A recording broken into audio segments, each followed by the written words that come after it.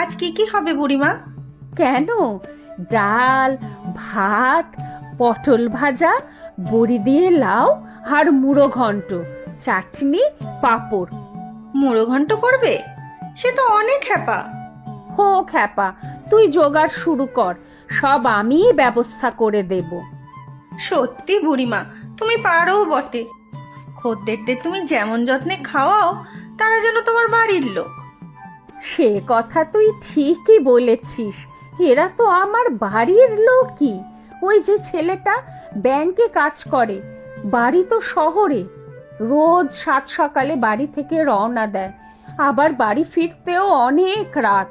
সারাদিনে কত কাজ, খাওয়া বলতে তো দুপুরে আমার এখানেই দুমুঠো। ব্যাংকের ম্যানেজার বাবুর কথা বলছো বুঝি? গ্রামের সবাই খুব মানে ওনাকে। হ্যাঁ রে বাপু, ম্যানেজার হবে তোদের কাছে, আমার কাছে তো ছেলে।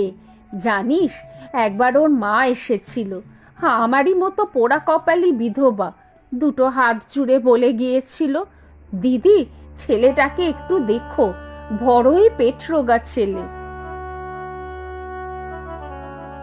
বুঝেছি কেন তুমি মাঝে মধ্যে থানকুনি পাতা দিয়ে কাঁচকলার পাতলা ঝোল বানাও। নিশ্চয়ই এ প্রভাত বাবুর জন্য। হ্যাঁ রে বাছা, আর অতীন মাস্টার, তার তো আবার ঝাল মশলা চলে না, তবে আমার হাতে ডাল সিদ্ধ আর আলুর চোখা ভারী ভালো খায়। সে বুড়িমা, তোমার হাতের আলু চোখার স্বাদই আলাদা। আমিও তো চেটে পুটে খাই। আর ওই যে মেয়েটা গ্রামের স্বাস্থ্য কেন্দ্র একার হাতে সামলায়। ও, তিথি দিদিমণি?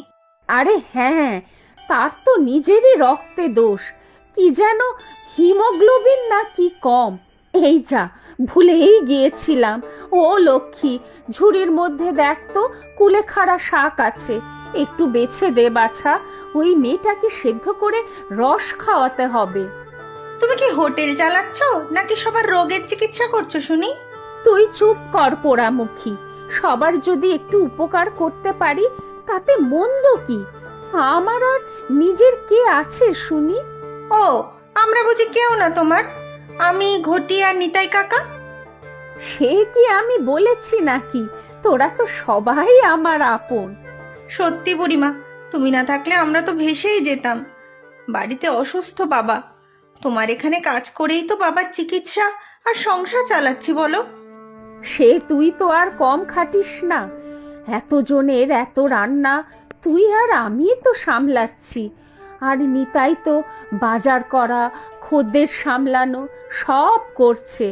তবে আমি চাই না ঘটি এসব কাজ করুক, ওর এখন পড়াশোনার সময়। সে তো আমিও বলি ওকে, তবে সময় পেলেও আমাদের সাহায্য করে। আচ্ছা বুড়িমা, ঘটির বাবা মা কেউ নেই?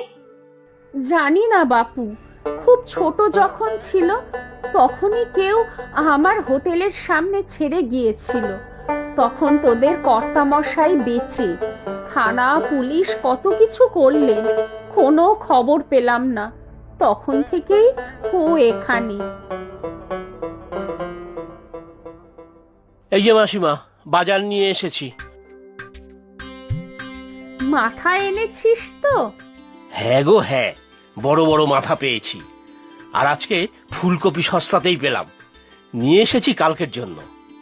ভালোই করেছিস, কাল ছানা